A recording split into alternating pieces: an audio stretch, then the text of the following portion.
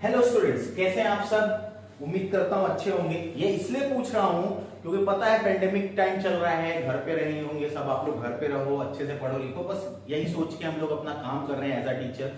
तो देखो ऐसा है कि हमने क्या किया हुआ था, हम कर रहे थे accounting for partnership form fundamentals. उन सब चीजों को पढ़ने के बाद accounting for partnership form fundamentals में, फंडामेंटल मतलब शुरुआत, पार्टनरशिप कहां से शुरुआत हुई, कैसे मतलब पार्टनरशिप को स्टार्ट किया जाता है, शुरू की जाती है, ये सब चीजें हमने किया हुआ था। उसके बाद हम उसमें क्या क्या किए हुए थे, हम उसमें 3 टॉपिक अपना कंप्लीट किए हुए थे। Meaning of a partnership, definition of a partnership and features of a partnership, और भी उसमें बहुत सारी चीजें हम लोग बात किए थे। अब आज का जो हमारा टॉपिक है वो टॉपिक क्या है कि राइट्स ऑफ अ पार्टनर। जो पार्टनर्स, अब देखो पार्टनर बन गए, 2 या 2 से ज्यादा लोग पार्टनर बन गए, वो लोग फीचर्स जान गए कि भाई हमारे फीचर क्या क्या है हमारे पार्टनरशिप के, कि हम क्या कर सकते हैं, कि हमको एग्रीमेंट करना होगा, हमको 2 या 2 से ज्यादा लोगों की जरूरत होगी, हम प्रॉफिट जो है बिजनेस का वो डिस्ट्रीब्यूट करेंगे, ठीक है, और हम लॉफुल बिजनेस करेंगे, फिर हम बिजनेस को हम में से कोई एक रन करेगा या हम सब मिलकर रन करेंगे, ये सारी तरीके थे।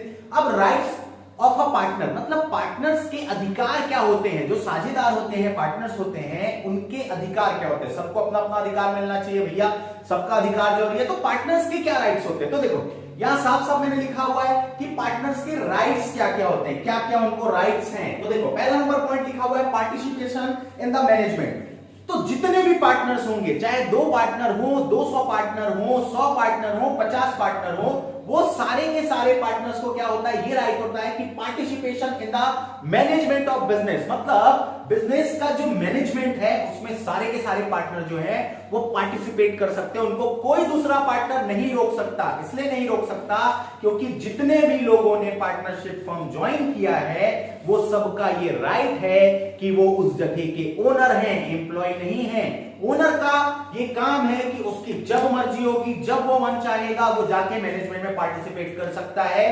वो अपने जितने भी मैनेजमेंट से रिलेटेड चीजें हैं उनके बारे में वो डिस्कशन कर सकता है, कोई चेंजेस करना है तो उसके बारे में भी वो बात कर सकता है। तो नंबर 1 की participation in the management of business. Number 2 consult about the affairs of business. Consult about the affairs of business, इसके बोलने का मतलब ये है कि जितने भी पार्टनर है, every partner has to be right to consult about the affairs of the business. मतलब कि अगर बिजनेस के ऐसे कोई अफेयर्स हैं या कोई डिसीजन लिया जा रहा है, जैसे कोई बात किया जा रहा है कि यार हम एक काम करते हैं कि हमको एसी लगाना चाहिए, हमको टीवी लगाना चाहिए, हमको सीसीटीवी कैमरा लगाना चाहिए बाहर, हमारे दुकान के बाहर या हमारे पार्टनरशिप फर्म के बाहर एक सिक्योरिटी गार्ड होना चाहिए, ऐसे जितने भी डिसीजन होंगे उनके बारे में वो कंसल्ट करेगा, उससे बात करना, वो सबसे उनको कंसल्ट करना पड़ेगा। कोई अकेला पर्सन जो है डिसीजन अकेले नहीं ले सकता। तो ये राइट होता है कि वो प्रॉपर उस चीज को लेके कंसल्ट करेगा। जैसे क्या होता है, फॉर एग्जांपल हम अपने घर में क्या होता है, जब हमारे घर में कोई बड़ा डिसीजन लिया जाता है तो हमारी फैमिली के एक एक मेंबर को, परिवार के एक एक सदस्य को यह पूछा जाता है कि आपकी क्या राय है, आप क्या कहना चाहते हैं। तो वैसे ही पार्टनरशिप फर्म में भी क्या होता है कि पार्टनर्स जो होते हैं, अगर कोई पार्टनरशिप फर्म मतलब बिजनेस से रिलेटेड कोई अफेयर्स है तो उन अफेयर्स को वो कंसल्ट कर सकता है, मतलब अपनी बातें वो रख सकता है कि क्या होना चाहिए क्या नहीं होना चाहिए। आगे के पॉइंट्स में देखो क्या लिखा हुआ है, आगे के पॉइंट्स में लिखा हुआ है inspect the book of account. सबसे इंपॉर्टेंट चीज देखो भैया, आप क्या हो, ओनर हो बिजनेस के, ठीक है, पार्टनर्स हो आप, तो आप क्या कर सकते हो, every partner has to right inspect the book of accounts in the business. मतलब पार्टनर जो है वो बुक्स ऑफ अकाउंट को इंस्पेक्ट कर सकता है, देख सकता है उठा के कि क्या क्या चीजें आई हैं, कितने पैसे आए हैं, कितने पैसे गए हैं, कितने क्रेडिटर्स हैं, कितने डेटर्स हैं, कितने का स्टॉक है, वो जो चाहे वो देख सकता है। बुक ऑफ अकाउंट्स वो चेक कर सकता है। ये भी पार्टनर्स के राइट होते हैं, अधिकार होते हैं। आगे आगे देखो क्या लिखा हुआ है, partner has given to loan right to receive the interest. अगर कोई पार्टनर, ठीक है, एवरी पार्टनर मतलब कोई भी पार्टनर अगर पार्टनरशिप फर्म को लोन प्रोवाइड करता है, एडवांस लोन प्रोवाइड करता है, तो उसका ये अधिकार है, उसका ये राइट है कि वो पार्टनरशिप फर्म से इंटरेस्ट चार्ज करेगा। पार्टनर से नहीं, पार्टनरशिप फर्म से, जिस नाम से पार्टनर्स बिजनेस करते हैं उससे वो इंटरेस्ट चार्ज करेगा एग्रीड रेट में। जो एग्रीड रेट होता है उस रेट पे वो इंटरेस्ट चार्ज करता है। अगर उन्होंने रेट डिसाइड नहीं किया है तो according to partnership act 1932 6% per annum उसका राइट है कि वो हर ईयर इतना 6% जो इंटरेस्ट है अपने लोन पे, एडवांस लोन पे वो इंटरेस्ट रिसीव कर सकता है। ठीक है, तो पार्टनर देखो लोन देना कोई बड़ी चीज नहीं है। लोन इसलिए देते हैं पार्टनर्स अपने पार्टनरशिप फर्म को, अगर पार्टनरशिप फर्म को पैसे की जरूरत है। पार्टनरशिप फर्म जाता है कहां पे, किसी भी फाइनेंशियल इंस्टीट्यूशंस लाइक बैंक हो गए, ठीक है, ऐसे जगहों पे जाता है और वो लोन की डिमांड करता है कि भाई हमारा बिजनेस है, हमको लोन चाहिए। तो वहां पे बहुत सारे प्रोसीजर्स होते हैं। क्या होता है, फाइनेंशियल इंस्टीट्यूशन लोन तो देते हैं लेकिन वो लोन देने से पहले बहुत सारा प्रोसीजर करते हैं। लाइक उनको मॉर्गेज चाहिए होता है, उनको सारे डॉक्यूमेंटेशन कंप्लीट चाहिए होते हैं। अब किसी पार्टनरशिप फर्म के पास अगर कोई एक डॉक्यूमेंटेशन नहीं है या वो मॉर्गेज रखने की कंडीशन में नहीं है, मतलब गिरवी नहीं रख सकते वो अपना कोई एसेट, तो पार्टनर, कोई भी एक पार्टनर बोलता है कि काम करता हूं, मैं दे देता हूं हमारे पार्टनरशिप फर्म को लोन। हम एक एग्रीमेंट कर लेते हैं कि मैंने क्या किया है, पार्टनरशिप फर्म को लोन दिया है, तो वो उस लोन के बदले इंटरेस्ट जो है वो प्रॉपर चार्ज कर सकता है। ठीक है, ये उसका राइट है, अधिकार है, कोई नहीं छीन सकता। ठीक है, आगे शेयर प्रॉफिट्स और लॉसेस। भाई ये तो बार बार बातें, पार्टनर्स का ये राइट बनता है कि जो भी प्रॉफिट हुआ है पार्टनरशिप फर्म के बिजनेस को, तो वो क्या, उस प्रॉफिट को शेयर करने का उसका राइट है। वो प्रॉफिट अपना मांग सकता है, जितना उसका प्रॉफिट बनता है वो प्रॉफिट मांग सकता है।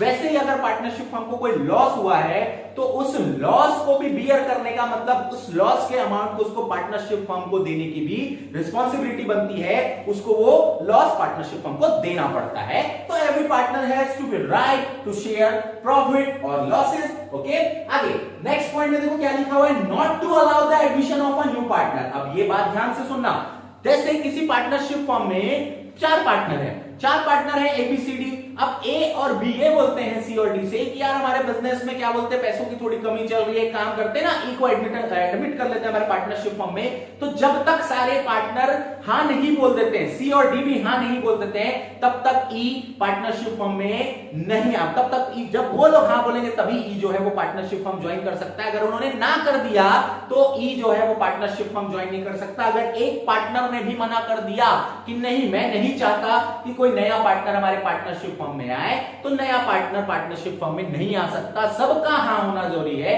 क्योंकि सब क्या है, ओनर है। ठीक है, तो every partner has to right not to allow the admission of a new partner. Okay, आगे रिटायर फ्रॉम द फर्म।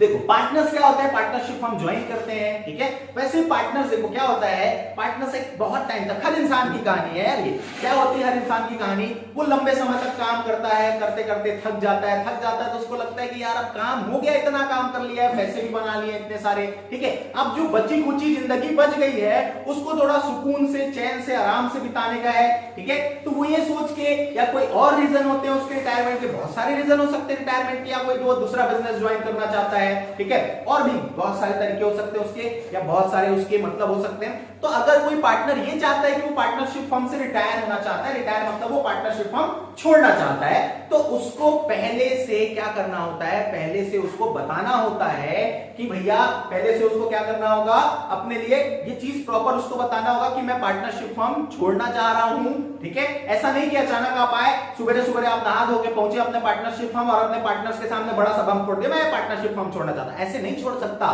ठीक है, उसको पहले से उनको बताना होगा कि मैं ये पार्टनरशिप फर्म छोड़ना चाहता हूं, ताकि, क्योंकि उसके बाद भी, उसके छोड़ने के बाद जब कोई पार्टनर रिटायर होता है तो वापस से पार्टनरशिप फर्म जो है वो रिकंस्टिट्यूट होता है। रिकंस्टिट्यूट होता है बोलने का मतलब वापस से उसको बनाया जाता है, क्योंकि जब कोई पार्टनर जाएगा तो वो जैसे आया था तो कैपिटल लेके आया था, वैसे वो जाएगा तो कैपिटल के पैसे लेके जाएगा, गुडविल के पैसे लेके जाएगा। ठीक है, उसने जो लोन दिया था वो लोन का अमाउंट वो चाहेगा उसको रिटर्न हो जाए, और भी जो जो चीज उसको बनता है पार्टनरशिप फर्म से लेना वो लेगा, जो जो चीज उसको पार्टनरशिप फर्म को देना बनता है वो देगा। तो ये प्रोसीजर जो होता है वो लंबा होता है, इसीलिए उसको क्या करना होता है, पहले से इन्फॉर्म करना होता है कि मैं पार्टनरशिप फर्म जो है वो छोड़ के जाना चाह रहा हूं। तो वो उसकी मर्जी, जाना चाह रहा है तो जा सकता है, लेकिन उसको पहले से इन्फॉर्म करना कंपलसरी है। ठीक है, ये बात क्लियर। तो देखो ये 7 पॉइंट इंपॉर्टेंट है तो आगे और भी 2-4 पॉइंट्स है, लेकिन कोई मतलब नहीं उनके बारे में डिस्कस करने का। जो इंपॉर्टेंट चीजें उसको बात करते हैं, इंपॉर्टेंट मतलब मोर देन सफिशिएंट है, ये काफी ज्यादा है ये, ठीक है। तो ये इतने पॉइंट्स है, मतलब सीधी सी बात, फटाफट हम लोग इस चीज के बारे में वापस से बात करते हैं। राइट्स टू अ पार्टनर, कि पार्टनर के क्या क्या अधिकार होते हैं अपने पार्टनरशिप फॉर्म को लेके। तो उसके क्या होते हैं, participate in the management of business, partner जब चाहे अपने बिजनेस के मैनेजमेंट में पार्टिसिपेट कर सकता है, ठीक है, ये उसका राइट बनता है। Consult about the affairs of business, business से रिलेटेड अगर कोई अफेयर्स हैं तो उसको लेके वो कंसल्ट कर सकता है, बता सकता है अपने पार्टनर्स को, पार्टनरशिप फॉर्म को। Inspect the book of accounts, वो जब चाहे बुक ऑफ अकाउंट, जितने भी बुक ऑफ अकाउंट्स है पार्टनरशिप फॉर्म के, वो जब चाहे वो चेकआउट कर सकता है, ठीक है। उसमें अगर कोई गलतियां हैं, कोई कमियां हैं, ठीक है, कोई एरर है तो उसके बारे में भी वो बता सकता है कि ये चीजें क्या क्या हुई, वो पूछ सकता है। फिर आगे, partners has given to loan right to receive the interest, अगर किसी पार्टनर ने पार्टनरशिप फॉर्म को लोन दिया है तो उस लोन के बदले वो क्या कर सकता है, एडवांस लोन के बदले इंटरेस्ट जो है वो प्रॉपर चार्ज कर सकता है। आगे, शेयर प्रॉफिट्स और लॉस, पार्टनर जो है पार्टनरशिप फर्म का जो प्रॉफिट बनता है वो शेयर कर सकता है, वैसे अगर लॉस बनता है तो वो लॉस भी बेयर करने की उसकी रिस्पॉन्सिबिलिटी बनती है, तो वो ये भी उसका राइट होता है। फिर not to allow the admission of a new partner, मतलब पार्टनर जो है वो किसी भी नए पार्टनर के एडमिशन अगर वो मना कर देता है तो वो पार्टनर अलाउ नहीं किया जा सकता, ठीक है, सबका हाँ करना जरूरी है। तो last point, retire from the firm, partners को किसी भी पार्टनर को ऐसा लगता है कि उसको रिटायर होना है पार्टनरशिप फर्म से, तो उसको पहले से क्या बताना होता है, पहले से उसको जानकारी देनी होती है, पहले से ये बताना होता है कि भाई मैं पार्टनरशिप फर्म से रिटायर होने वाला हूं, तो वो रिटायर हो सकता है। अचानक से नहीं बताना है, अचानक से भी बताएगा तो भी टाइम टेकन चला जाएगा, इसलिए पहले से इन्फॉर्म करता है वो कि इस समय के अंदर जो है, आज सपोज अप्रैल चल रहा है तो अप्रैल चल रहा है, मैं जून में पार्टनरशिप फर्म जो है वहां जून तक रहूंगा, उसके बाद मैं यहां से चला जाऊंगा, ठीक है। तो उस बीच में वो पहले से वो क्या करता है, बता सकता है। तो ये है राइट्स ऑफ अ पार्टनर। अब हम लोग जो है वो एक मस्त इंपॉर्टेंट टॉपिक पढ़ने वाले हैं, पार्टनरशिप डीड, ठीक है। तो पार्टनरशिप डीड चलो हम लोग स्टार्ट करते हैं। तो जैसा कि मैं बात कर रहा था कि हम लोग क्या किए इससे पहले, राइट्स ऑफ अ पार्टनर, मतलब पार्टनर के क्या क्या अधिकार हैं, क्या क्या राइट्स हैं, भाई जान गए अब तुम लोग क्या होता है, क्या राइट्स है, ये जान गए, ठीक है। अब जानते हैं कि पार्टनरशिप डीड क्या है। याद होगा पार्टनरशिप डीड के बारे में डेफिनेशन और मीनिंग में मैं बात किया हुआ था कि पार्टनर्स के बीच एक एग्रीमेंट होता है। कैसा एग्रीमेंट होता है, वो एग्रीमेंट या तो ओरल होता है या तो रिटन होता है। ओरल मतलब मुंह जवानी पै बोले खत्म कर दिए, रिटन मतलब प्रॉपर लिख डाले, ठीक है। तो यही बात करने वाले हैं कि व्हाट इज पार्टनरशिप डीड, सबसे इंपॉर्टेंट चीज, ठीक है। तो अब मेरी बात ध्यान से सुनना, क्या होता है पार्टनरशिप डीड, ठीक है। हमको पता है कि पार्टनर्स के बीच जो एग्रीमेंट होता है वो या तो ओरल होता है या तो रिटन होता है, ठीक है। लेकिन बेस्ट क्या है, ये तुमको भी पता है, बेस्ट ये है कि पार्टनर्स के बीच एग्रीमेंट जो है वो कैसा होना चाहिए, रिटन होना चाहिए, लिखा हुआ होना चाहिए। क्योंकि जो चीजें लिखी हुई होती हैं उनको मिटाया नहीं जा सकता, वो एज ए एविडेंस आप सामने ला सकते हो। जैसे मालूम होगा हमारी मम्मियां क्या करती हैं, हमारी मम्मियां घर में अगर दूध वाले भैया से किसी दिन एक्स्ट्रा दूध उन्होंने ले लिया है तो वो तुरंत पहुंच जाएंगी कैलेंडर के पास, पेन उठाएंगी और उस डेट को मार्क कर देती है, आधा किलो, 1 किलो, 2 किलो, जितना भी दूध उन्होंने ज्यादा लिया है वो लिख देती है, ताकि अगर मंथ एंड में जब पैसे देने की बारी आए दूध वाले भैया को और वो कोई डिस्प्यूट करे तो मम्मी निकाले कैलेंडर, ये दे भैया आप देख लो इस डेट को मैं आपसे इतना केजी दूध या इतना लीटर जो दूध था वो मैंने ज्यादा लिया था, ठीक है। तो इसीलिए क्योंकि वो रिटन डॉक्यूमेंट है, अगर मम्मी लिखना भूल जाती तो बाई चांस क्या होता, अगर वो किसी काम में बिजी हैं तो वो क्या हो जाता, वो भूल जाती कि किस डेट को लिया था, वो यही बता पाती हाँ एक डेट था लिया था, दूध वाला पूछता कौन सा डेट था, कंफर्म ही नहीं हो तो यहां पे आप क्या हो जाता, आप भूल जाते। इसीलिए क्या किया जाता है, पार्टनर्स के बीच हमेशा वो कुछ भी कर सकते हैं लेकिन पार्टनर्स के बीच हमेशा क्या होना चाहिए, रिटन एग्रीमेंट होना चाहिए, ठीक है। क्योंकि रिटन एग्रीमेंट जो होता है उसमें सारे के सारे टर्म्स एंड कंडीशंस जो होते हैं पार्टनरशिप से रिलेटेड वो सब कुछ लिख दिया जाता है, ठीक है। तो written document is known as partnership deed, मतलब पार्टनर्स के साथ में जो रिटन डॉक्यूमेंट मतलब रिटन एग्रीमेंट जो किया जाता है उसको ही क्या बोला जाता है, पार्टनरशिप डीड बोला जाता है। Partnership deed is a legal document, partnership deed जो है वो लीगल डॉक्यूमेंट है, मतलब अगर आपको कोई दिक्कत आता है, कोई डिस्प्यूट है पार्टनर्स के बीच तो उसको निकाला जाता है, पार्टनर्स को दिखा दिया जाता है। और पार्टनरशिप डीड में क्या होता है, सारे पार्टनर्स का साइन होता है, साइन बाय ऑल पार्टनर्स, मतलब जितने भी पार्टनर्स हैं वो प्रॉपर उसमें अपना सिग्नेचर करके रखते हैं। मतलब हम देखो पार्टनरशिप का क्या होता है? Partnership is existence in oral और written agreement, but written agreement is better because it's a legal document, ठीक है। तो पार्टनरशिप डीड जो है वो आप ओरल और रिटन जैसा चाहो वैसा कर सकते हो, लेकिन रिटन एग्रीमेंट जो है, रिटन डॉक्यूमेंट जो है वो आपके लिए सबसे ज्यादा बेटर है, क्योंकि रिटन डॉक्यूमेंट या रिटन एग्रीमेंट में लिखी हुई चीजें में सारे टर्म्स कंडीशन हम लिख डालते हैं, और यही पार्टनरशिप डीड जो रिटन एग्रीमेंट है उसको ही पार्टनरशिप डीड के नाम से जाना जाता है। Written document is known as partnership deed, ठीक है। पार्टनरशिप डीड क्या होता है? लीगल डॉक्यूमेंट होता है, इसमें सारे पार्टनर्स के सिग्नेचर होते हैं, मतलब बाद में कोई बदल नहीं सकता कि मैं तो सिग्नेचर नहीं किया था, भैया तेरा भी सिग्नेचर है, और उसकी एक एक कॉपी जो है वो पार्टनर्स के पास रहती है, एक कॉपी जो रहती है वो पार्टनरशिप फर्म के पास रहती है। तो जिस पार्टनर को जब जरूरत होता है उसको निकाल के सामने रख देता है। अब देखो पार्टनरशिप डीड में क्या क्या चीजें लिखी जाती है भाई, सीधी बात, पार्टनरशिप डीड में क्या लिखा जाएगा? आपके मन की बात, जैसे मोदी जी मन की बात करते हैं वैसे पार्टनर्स के मन की बात, पार्टनर्स के मन में जो बात होती है, क्या बातें होती है पार्टनर्स के मन में, कि भाई कितना पैसा लगाना है हमको, हमारा बिजनेस किस नाम से हम रन करेंगे, हमारे बिजनेस का ड्यूरेशन क्या होगा, कितने टाइम तक होगा, अकाउंट कैसे मैनेज किया जाएगा, ये सारी चीजें जो भी उनके मन में चल रही होती है, जो भी एक्चुअल चीजें वो चाहते हैं होना चाहिए, वो सब कुछ यहाँ लिख डालते हैं, और उसका तरीका लिख डालते हैं कि किस तरीके से उनको ये करना है, और अगर उस तरीके से ये काम नहीं होता तो वो क्या कर सकते हैं, उसके ऊपर पार्टनर्स जो है दूसरे पार्टनर्स के ऊपर या पार्टनरशिप फर्म के ऊपर, पार्टनरशिप फर्म अपने पार्टनर्स के ऊपर केस कर सकते हैं और उस काम को सुधरवा भी सकते हैं, आपस में बैठ के भी ये डील कर सकते हैं। तो देखो सीधी बात ये है कि पार्टनरशिप डीड के इंपॉर्टेंस क्या है, क्या क्या चीजें उसमें लिखी होती है। तो importance of a partnership deed भी बोल सकते हैं उसको, या हम क्या बोल सकते हैं कि पार्टनरशिप के डीड के अंदर हमको क्या क्या चीजें लिखनी है, ठीक है। अगर कल बड़े होने के बाद तुम अगर कभी कोई पार्टनरशिप बिजनेस करते हो बेटा, तो ध्यान रखना पार्टनरशिप डीड बनवा ही लेना, पार्टनरशिप डीड बनवाना, ताकि डिस्प्यूट ना रहे। तो क्या क्या लिखना है उसके अंदर वो देखो। सबसे पहले description of the partners, description of the partners मतलब कि पार्टनर्स के डिस्क्रिप्शन, डिस्क्रिप्शन मतलब पार्टनर का नाम क्या है, पार्टनर का एड्रेस क्या है, ठीक है, पार्टनर के एज क्या है, ये कॉमन फैक्टर्स, ठीक है। मतलब पार्टनर्स जो है उनके नाम क्या क्या है, राम, लखन, सोहन, मोहन, शाहरुख, सलमान, ठीक है, और ये सारी चीजें। पार्टनर्स रहते कहां है, कोई बॉम्बे में रह रहा है, कोई दिल्ली में रह रहा है, कोई कोलकाता में रह रहा है, प्रॉपर एड्रेस, ठीक है। ये सारी चीजें जो है वो डिस्क्रिप्शन ऑफ द पार्टनर्स है। फिर नेक्स्ट पॉइंट है description of the firm, description of the firm मतलब फर्म का डिस्क्रिप्शन क्या है, फर्म का नाम क्या है। जैसे फर्म का नाम दो तीन पार्टनर मिलकर अपना कोई भी अपना एक नाम रख सकते हैं, जैसे भाई उन्होंने नाम रख दिया कि गज्जूमल मिठाई वाला, तो गज्जूमल मिठाई वाला उनके फर्म का नाम है, ठीक है। तो डिस्क्रिप्शन ऑफ द फर्म तो वो लिख दिए कि गज्जूमल मिठाई वाला, फिर उसका एड्रेस क्या है, वो सारी चीजें वहां पे लिख दिया जाता है। Principal place of business, business का प्रिंसिपल प्लेस कहां पे होगा, कहां से बिजनेस जो है वो ऑपरेट किया जाएगा, वो चीजें वहां पे लिख डालना है,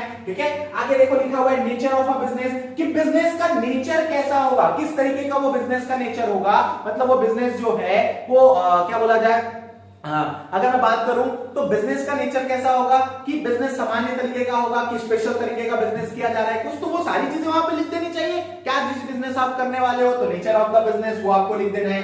commencement of a partnership, commencement of a partnership, भैया डेट ऑफ बर्थ या सीधा सीधा पार्टनरशिप कब से स्टार्ट हुआ, ठीक है। जैसे हमारा डेट ऑफ बर्थ होता है हम अपना बर्थडे मनाते हैं, वैसे क्या किया जाता है, पार्टनरशिप फर्म जिस डेट पे कमेंस हुआ है, शुरुआत हुआ है, लिख दिए, और उसको क्या बना दिया जाता है, गज्जूमल मिठाई वाला जो पार्टनरशिप फर्म है उसका बर्थ डेट, सीधा सीधा। तो कमेंसमेंट ऑफ अ पार्टनरशिप। देखो आगे कैपिटल कंट्रीब्यूशन, जितने पार्टनर्स हैं वो कितना कैपिटल कंट्रीब्यूट करेंगे, कितना कैपिटल कंट्रीब्यूट करेंगे बोलने का मतलब ABCDEFGHI जितने पार्टनर्स हैं क्या क्या कितने कितने कैपिटल जो है पैसे लगाने वाले हैं अपने बिजनेस में, 1 लाख 2 लाख 4 लाख 5 लाख 10 लाख 1 करोड़ 10 करोड़ 100 करोड़ जितनी मर्जी लगा डालो, 1 रुपया लगा डालो, जरूरी नहीं पार्टनर्स कैपिटल लगाए, कोई पार्टनर पैसा नहीं भी लगाता है, ठीक है। तो जरूरी नहीं सबके सब पार्टनर्स को कैपिटल कंट्रीब्यूट करना जरूरी है, ठीक है। अब हो सकता है गज्जूमल मिठाई वाला जो पार्टनरशिप हम चालू कर रहे हैं, ठीक है, कौन कौन, अब फॉर एग्जांपल बात करते हैं कि मयंक और चयन, ठीक है, मयंक और चयन गज्जूमल मिठाई वाला चालू करने वाले हैं। मयंक के पास पैसा है, चयन के पास क्या है, मिठाई बनाने का टेक्निक है। चयन बोलता है मेरे पास पैसा नहीं है,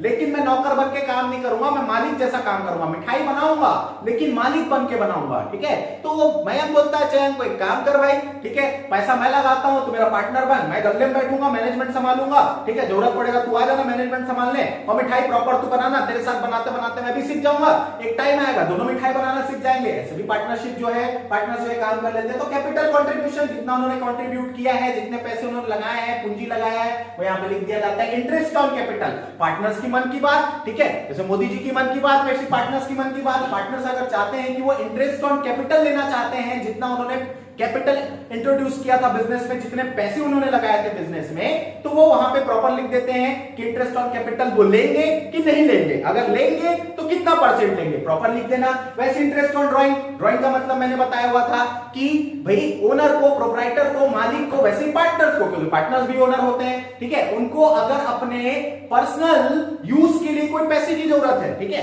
तो वो क्या कर लेते हैं, पैसे के या गुड्स की वो क्या कर लेते हैं, ड्राइंग कर लेते हैं। तो अगर उन्होंने ड्राइंग किया है पैसे का, तो interest on drawing partnership firm को पे करना बनता है, ठीक है। तो पार्टनरशिप फर्म को अगर ये लोग डिसाइड करते हैं पार्टनर्स की इंटरेस्ट ऑन ड्राइंग, हम पार्टनरशिप फर्म को पे करेंगे या नहीं करेंगे। अगर नहीं करेंगे तो कोई बात नहीं, करेंगे तो रेट ऑफ इंटरेस्ट प्रॉपर लिख देना कि कितने परसेंट जो है वो rate of interest partnership firm को इंटरेस्ट ऑन ड्राइंग पे करेंगे। फिर आगे प्रॉफिट शेयरिंग रेशियो, भाई अपना प्रॉफिट शेयरिंग रेशियो प्रॉपर लिख देना कि हम लोग इक्वल जो भी प्रॉफिट होगा उसको इक्वल डिस्ट्रीब्यूट करेंगे, या किसी का शेयर ज्यादा होगा किसी का शेयर कम होगा, वो प्रॉपर लिख देना। तो रेशियो क्या बनाया जाता है, जैसे फॉर एग्जांपल 1:1 मतलब आधा आधा बांट लिए, 2:1 एक ज्यादा रख लिया एक कम रख लिया, वो उन पे डिपेंड करता है, वो अपने अकॉर्डिंग जो है वो अपने अकॉर्डिंग ये डिसीजन लेते हैं, तो उसको भी प्रॉपर लिख देना। फिर interest on loan, interest on loan ये ठीक इसके पहले हम लोग बात किए हुए थे राइट्स टू अ पार्टनर में। इंटरेस्ट ऑन लोन, अगर कोई पार्टनर पार्टनरशिप फर्म को लोन देता है तो इंटरेस्ट लेगा ही लेगा, यहां पे सवाल नहीं उठता कि मैं इंटरेस्ट नहीं लूंगा, ठीक है,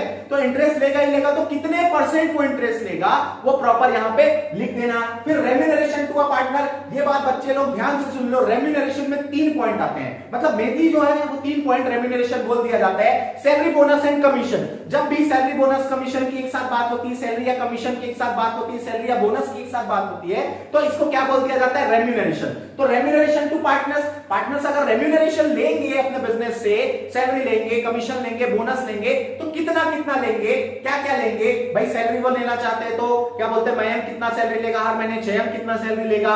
कमीशन वो लेना चाहते हैं तो कमीशन जो होता है हमेशा वो सेलिंग के बिहाफ में या कोई डीलिंग के बिहाफ में, इन सब चीजों के बिहाफ में होता है, तो कमीशन क्या चार्ज करेंगे, बोनस क्या चार्ज करेंगे, वो सब कुछ यहाँ पे लिख दिया जाता है। करना चाहे तो कर सकते हैं, वैसे तो पार्टनर्स करना चाहे कर सकते हैं, नहीं करना चाहे नहीं भी कर सकते हैं, ठीक है। फिर बात करते हैं valuation of goodwill. Valuation of goodwill मतलब पार्टनरशिप फर्म जो है या कोई भी बिजनेस आप उठा लो, वो ईयर बाय ईयर जब जरूरत पड़ता है तो अपने गुडविल को वैल्यू करते हैं। इसलिए करते हैं ताकि वो ये मालूम कर पाए कि मार्केट में उनका बिजनेस कितना ग्रो किया है। अगर आपकी गुडविल की वैल्यू ज्यादा कैलकुलेट हो, क्या नहीं मतलब आपका नाम फेमस हो चुका है, आप उस पर्टिकुलर बिजनेस में आपका नाम काफी अच्छा हो चुका है, गुडविल की वैल्यू कम आ रही है, तो आपको और ध्यान देना है बिजनेस में, और कैसे एक्सपांड करना है, कैसे लोगों तक पहुंचना है, ये आपको काम करना है। तो वैल्यूएशन ऑफ गुडविल का कौन सा मेथड आपको लेके चलना है, वैसे तो वैल्यूएशन ऑफ गुडविल के 4 मेथड होते हैं, ठीक है, average profit method, super profit method, capitalisation method, annuity method. तो उनकी मर्जी, वो जो मेथड उसमें यूज करना चाहते हैं वैल्यूएशन ऑफ गुडविल के लिए वो कर सकते हैं,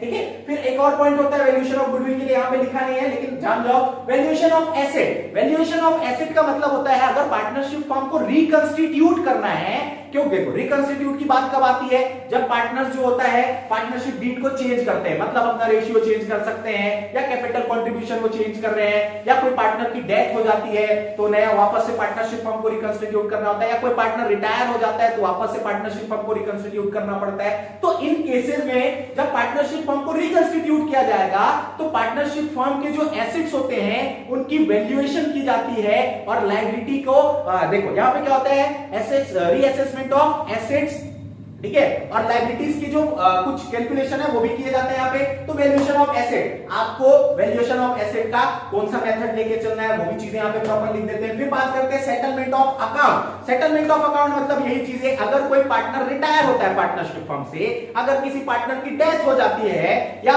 क्या हो रहा है, पार्टनरशिप फर्म को क्लोज किया जा रहा है, जैसे कोई भी बिजनेस स्टार्ट होता है वैसे वो बंद भी होता है, अगर किसी कारणवश या जरूरी हो चुका है कि पार्टनरशिप फर्म को क्या करना है, डिस्क्लोज करना है, तो उस टाइम पे सेटल ऑफ अकाउंट, जो पार्टनर है उनके अकाउंट कैसे सेटल किए जाएंगे, क्या क्या मिलने वाला है उनको, क्या क्या दिया जाएगा, ये सारी चीजें यहाँ पे कि कौन सा तरीका हम यूज करेंगे, कैसे किया जाएगा। फिर अकाउंटिंग पीरियड, अकाउंटिंग पीरियड पता है, देखो इंडिया में तो अकाउंटिंग पीरियड का मतलब ऐसा है ना कि बहुत सारे हैं, लेकिन अगर हम अकाउंट्स के अकॉर्डिंग बात बात करें, अगर हम टेक्निकली बात करें, प्रैक्टिकली बात करें, तो अकाउंटिंग जो पीरियड होता है वो इंडिया में 2 तरीके का लेके चलते हैं। कुछ बिजनेसमैन कैलेंडर ईयर लेके चलते हैं, मतलब 1 जनवरी टू 31 दिसंबर। कुछ जो बिजनेसमैन है वो क्या लेके चलते हैं, वो फाइनेंशियल ईयर लेके चलते हैं, मतलब 1 अप्रैल टू 31 मार्च। लेकिन कुछ बिजनेसमैन क्या करते हैं, दिवाली टू दिवाली। देखे होंगे दिवाली में बढ़िया पूजा पाठ किए, लाल किताब एक उठाया, पुराना लाल किताब जो था वहां तक का काम जहां तक हुआ है, अब नए लाल किताब में दिवाली से नया शुरुआत किया जाएगा।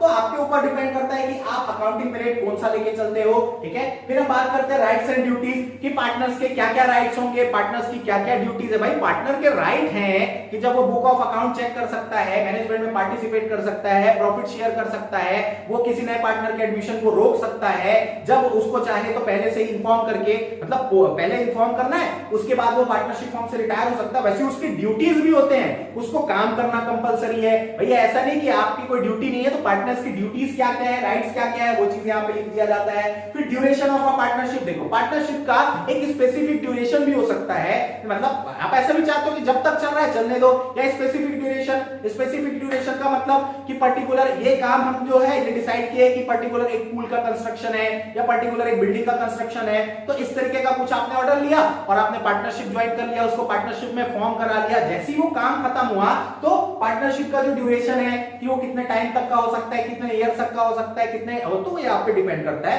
तो वो भी यहाँ पे लिखना पड़ता है, ड्यूरेशन ऑफ अ पार्टनरशिप। शायद वो दिख नहीं रहा होगा लास्ट वाला, फिर भी मैं मुंह जबानी बात कर रहा हूं तो सुन के तो समझ आ जाएगा। बैंक अकाउंट ऑपरेशन, देखो बैंक अकाउंट ऑपरेशन मतलब पार्टनरशिप फर्म का जो बैंक अकाउंट होगा, ठीक है, उसको ऑपरेट करने के लिए कोई एक पार्टनर को रिस्पांसिबिलिटी दे दी जाएगी कि भाई देख तू संभाल इसको, भैया ये झंझट बोलने का मतलब कि ये काम प्रॉपर तू संभाल, या सारे पार्टनर्स मिलके उस बैंक अकाउंट के ऑपरेशन को संभालेंगे, ठीक है। फिर बात करते हैं डेथ ऑफ अ पार्टनर। देखो डेथ ऑफ अ पार्टनर में क्या होता है, अगर किसी पार्टनर की डेथ हो गई बाय चांस, ठीक है, तो डेथ ऑफ अ पार्टनर, किसी पार्टनर की डेथ होने के बाद पार्टनरशिप फर्म जो है वो कंटिन्यू चलता रहेगा कि पार्टनरशिप फर्म जो है डिस्क्लोज हो जाएगा, बंद हो जाएगा, ये भी प्रॉपर वहां पे लिख देना चाहिए। उसके बाद बात करते हैं settlement of dispute. Settlement of dispute मतलब यहां तो दो सगे भाइयों में लड़ाई झगड़े के माहौल बन जाते हैं, तो पार्टनर्स क्या होते हैं, अलग अलग कास्ट, अलग अलग रिलीजन से बिलोंग कर रहे होते हैं, एक दूसरे से कई बार अनजान भी होते हैं, बाद में वो जब पार्टनर्स बनते हैं तो एक दूसरे को पहचानते हैं। तो सेटलमेंट ऑफ डिस्प्यूट, अगर उनके बीच कोई ऐसा डिस्प्यूट आ जाता है, लड़ाई झगड़े का माहौल हो जाता है, तो उस डिस्प्यूट को वो अब कैसे सेटल करेंगे, उसको किस तरीके से वो सॉल्व करके देंगे। तो ये सिंपल सी बातें हैं पार्टनरशिप डीड की। तो ये सारी चीजें जो है पार्टनरशिप डीड में लिख दिया जाता है। तो ये इंपॉर्टेंट 20 पॉइंट्स है जो वहां पे लिख दिए जाते हैं। देखो तो ये सब कुछ आपको लिख देना है। तो ये बात प्रॉपर पार्टनरशिप डीड मेरे हिसाब से पूरा क्लियर होना चाहिए। पार्टनरशिप डीड यही है, ठीक है, जैसा आप समझते हो मैं उसी तरीके से समझाना प्रेफर करता हूं आपको, क्योंकि मेरे को पता है यंग जनरेशन और आज के जो यूथ है उनको कैसे समझ आता है। तो ऐसे समझ आता है तो ऐसे समझो, इस तरीके से समझ नहीं आता तो भी बताओ, कोई नया तरीका लेके आएंगे आपको पढ़ाने के लिए, ठीक है। तो ये चीजें आपको यहां तक करनी है, प्रॉपर चीजें नोट डाउन करो, प्रॉपर इस चीज को समझो, और इसके बाद भी कोई चीज समझ नहीं आता तो कमेंट बॉक्स में आओ, वहां हमसे पूछो, हम वहां पे आपको आंसर करेंगे। हो सकता है उसके लिए कोई एक नया वीडियो आपको बना के उसको अपलोड करेंगे, ताकि आपको समझ आना चाहिए। हमारे लिए क्या है, आप हमारे लिए महत्वपूर्ण है, बस आप इतना जान लो। तो यहां तक चीजें आपको करना है, ठीक है। बाकी जो चीजें हैं धीरे धीरे आपको हम बना के और भी चीजें जो अपलोड करेंगे, हम यही चाहते हैं कि आप तक पहुंचे, जितना ज्यादा हो, जितने ज्यादा लोगों तक हो हम पहुंच सके। तो यहां तक आपको चीजें जो है वो कंप्लीट करके देंगे। ओके।